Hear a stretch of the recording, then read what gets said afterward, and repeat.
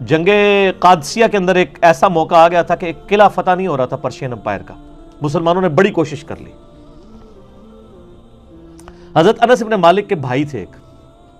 یہ وہی بھائی تھے جن کے بارے میں نبی علیہ السلام فرمایا تھا کہ بعض اللہ کے بندے ایسے ہیں کہ اللہ پہ قسم کھا لینا اللہ ان کی قسم پوری کرتا ہے. وہ یہی تھے نا.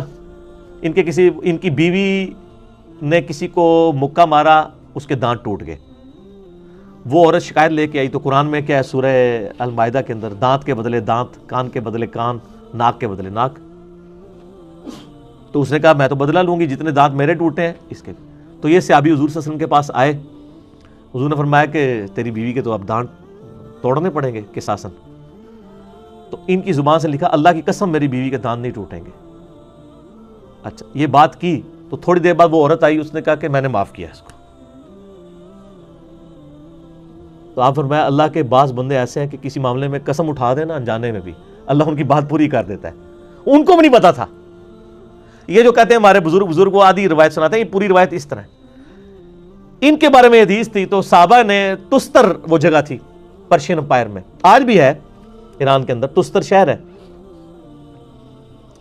تو صحابہ نے آ کے ریکویسٹ کی, اس سنن کبریٰ البیہقی کے اندر بھی آپ کو مل جائے گا اور دلائل النبوہ امام بیہقی کی کتاب کے اندر بھی مل جائے گا, یہ صحیح سند کے ساتھ. یہ وہ کرامتیں نہیں ہیں جو آپ کے بزرگ سنا رہے ہوتے ہیں, یہ صحیح سند والی کرامتیں ہیں. تو صحابہ نے ان کو آ کے ریکویسٹ کی کہ حضرت آپ کے بارے میں یہ ہے تو آپ اللہ پہ قسم کھائیں نا, ٹھیک ہے نا. تو اب ظاہر ہے کہ ایک وہ پہلے تو حادثاتی معاملہ ہوا تھا نا, اب تو یہ تو کنفرم نہیں ہے, لیکن وہ یہ چاہتے تھے کہ اگر اس قسم کے بعد واقعی مسلمانوں کو فتح ہوتی ہے نا تو اس کے بعد پھر مجھے زندہ رہنے کا جواز نہیں ہے. وہ تو پھر ظاہر ہے لوگ چوما چٹی شروع کر دیں گے. تو انہوں نے کہا کہ میں اللہ کی قسم اٹھاتا ہوں کہ ہمیں فتح ملے گی, اور اللہ کی قسم میں اللہ کی راہ میں شہید بھی ہوں گا.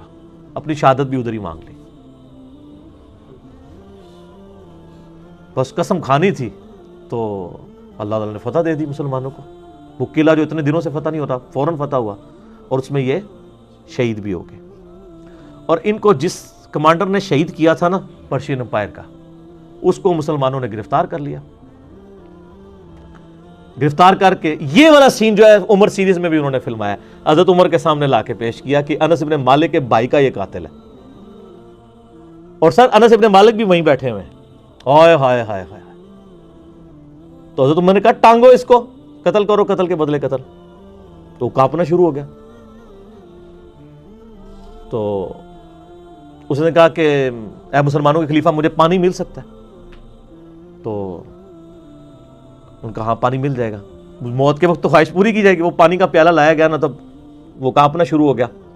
تو حضرت عمر نے کہا پیتا کیوں نہیں ہے؟ انہوں نے کہا کہ آپ مجھے پھر گارنٹی دیں کہ جب تک یہ میں پانی نہیں پیوں گا نا اس وقت تک مجھے گارنٹی ہے کہ آپ مجھے قتل نہیں کروائیں گے. انہوں نے کہا ہاں میں گارنٹی اٹھاتا ہوں کہ جب تک یہ تو پانی نہیں نہ پیتا تجھے قتل نہیں کروائے گے. اس نے وہ پیالہ وہیں پہ الٹ دیا. تو وہی حضرت عمر نے کہا یہ کیا کیا تو نے؟ تو انہوں نے کہا میں نے پانی تو پینا ہی نہیں تھا, آپ نے اتنے لوگوں کے سامنے یہ بات کی ہے کہ یہ پانی پیوں گا تو یہ پانی تو گر گیا, اب تو مجھے قتل نہیں کروا سکتے. انہوں نے کہا تم نے میرے ساتھ دھوکہ کیا ہے, اس کو پکڑ کے جو ہے قتل کرو. حضرت انس بن مالک وہاں کھڑا, ان کا امیر المومنین اس طرح نہیں, آپ نے وعدہ کیا ہے, بھائی کا قاتل ہے, لیکن اسلام کی جو سچائی آپ دیکھیں ان کا امیر المومنین یہ آپ نہیں قتل کر سکتے, آپ نے اس کو زبان دی ہوئی ہے, تو میں نے معاف کیا. انہوں نے معاف کیا, اس نے کلمہ پڑھ کے مسلمان ہو گیا.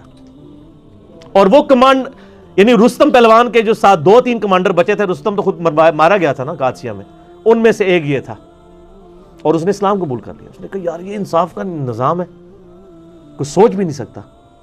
تو یہ یعنی یہ خودی ہونی چاہیے. تو آپ دیکھ لیں جن میں خودی تھی تو اللہ تعالیٰ نے پھر ان کے ساتھ کیا کیا, ان کو کیا کیا عروج دیا.